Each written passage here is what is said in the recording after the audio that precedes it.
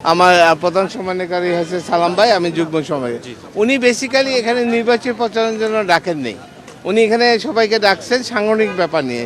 সাংগঠনিক কি অবস্থা আছে না আছে এগুলো দেখতেছেন, কারণ উনি এই তৃণমূল পর্যন্ত হয়তো সরাসরি কথা বলতে পারেননি এতদিন। এখন যেহেতু উনি সশরীরে আসছেন এখানে উপস্থিত, উনি সরাসরি তৃণমূল দিয়ে। এবং দ্বিতীয় কথা হচ্ছে 22 থেকে যে নির্বাচন প্রচারণা যখন শুরু হয়ে যাবে তখন উনি আর সাংগঠনিক কাজ করার মতো পরিস্থিতি থাকবে না। ওনার মনে ইচ্ছা আছে খুব যে এখানকার প্রত্যেকটা যারা আছে আমাদের কর্মী তাদের সাথে দেখা করা, কারণ উনি এখান থেকে নির্বাচন করতেছে।